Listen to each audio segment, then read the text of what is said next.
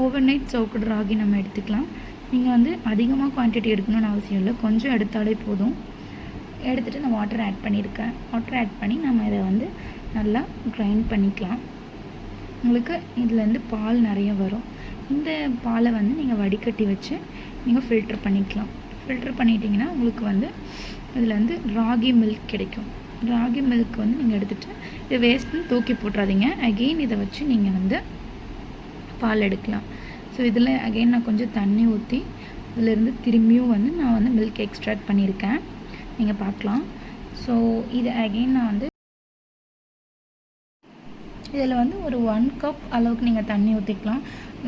நீங்கள் வந்து கெட்டி எப்படி இருக்குது, எவ்வளோ கெட்டியாக இருக்குதுன்னு பார்த்துட்டு அதுக்கேற்ற மாதிரி நீங்கள் வாட்டர் ஆட் பண்ணிக்கலாம். ஸோ எப்போயுமே பேபிக்கு ஃபுட்டு கொடுக்குறப்போ நம்ம வந்து கொஞ்சம் ஸ்டார்டிங்கில் வந்து கொஞ்சம் லிக்விடாக தான் கொடுப்போம். ஸோ நல்லா லிக்விடாக இருக்க மாதிரி பார்த்துக்கோங்க. ஸோ நீங்கள் இது நல்லா கிண்ட உங்களுக்கு வந்து அது கெட்டியாகிட்டே வரும். நீங்கள் வந்து பார்த்தா உங்களுக்கு டிஃப்ரென்ஸ் தெரியும், இது கொஞ்சம் நேரத்தில் எப்படி மாறி இருக்குன்னு. இப்படி நல்லா ஒரு திக்கான கன்சிஸ்டன்சி வரணும். அண்ட் வந்து உங்களுக்கு ராகியோட பச்சை வாசனை போகணும். ராகி நல்லா வெந்துருச்சான்னு கண்டிப்பாக பார்த்துக்கோங்க, இல்லைன்னா பாப்பாவுக்கு டைஜஷன் இஷ்யூ வந்துடும். உங்களுக்கு வந்து இந்த கன்சிஸ்டன்சியில் ஃபைனலாக உங்களுக்கு கிடச்சிரும். இப்போ நம்ம பேபிக்கு ஃபீட் பண்ணிடலாம்.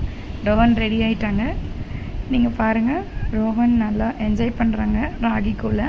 ஸோ உங்கள் பேபிக்கும் ட்ரை பண்ணி பாருங்கள் கண்டிப்பாக.